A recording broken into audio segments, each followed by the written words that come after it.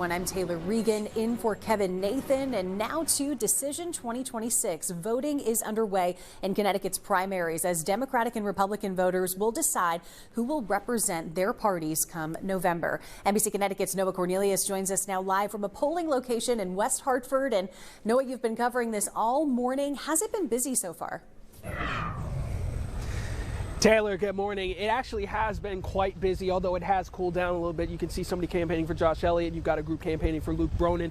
We've had a large group for John Larson. They were in and out a couple times, so it really was busy this morning. As poll workers tell me, they've already seen a steady stream of voters coming in and out, putting their votes in on primary day.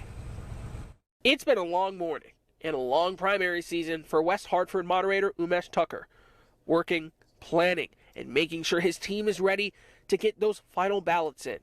And he says for a primary, there's already been a lot. We have about 15+% already between the absentee and early voting. Sure. And today we spoke with some of those voters at West Hartford Town Hall Tuesday morning.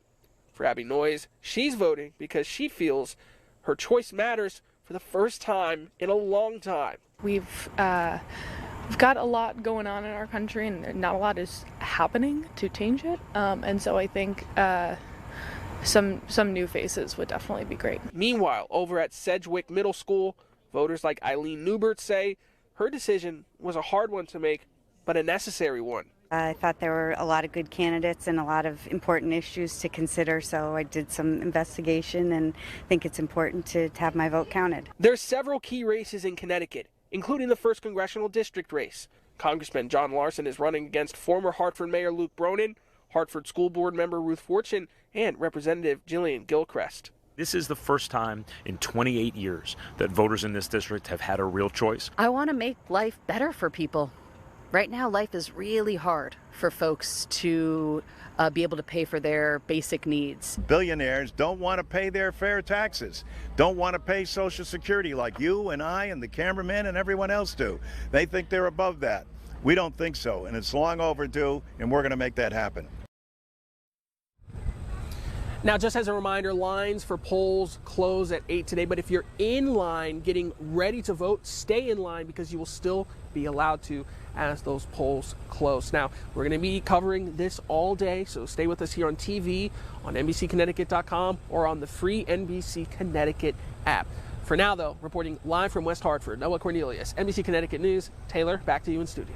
All right, Noah, thanks for helping our viewers get ready this morning. And the state's Election Day hotline is open if you need it. That number is on your screen, 866-733-2463. The hotline is for voters and election officials to report anything that doesn't look right at their polling place or potential voting irregularities. And there are a few key races to know about on today's ballot. In the battle for governor, Democrats Governor Ned Lamont and Josh Elliott have very different views.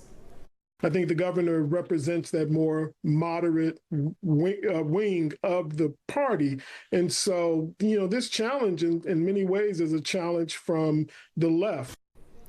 Now, in the 1st Congressional District race, it's one for a new generation. Congressman John Larson is facing challenges from former Hartford Mayor Luke Bronin, Hartford School Board member Ruth Fortune, and Representative Jillian Gilchrist. Republicans also have primary battles in the 4th and 5th Congressional Districts. One expert says a more moderate candidate gives the party the best chance at picking up a win in November. In total, we have 13 primaries for the Democrats, 5 for the Republicans. The majority of those are for seats in the state legislature. And we want you to stay with NBC Connecticut on air and online for complete primary day coverage. We are live all day long with breakdowns of those key races, and we'll have full results and analysis on the news tonight at 11.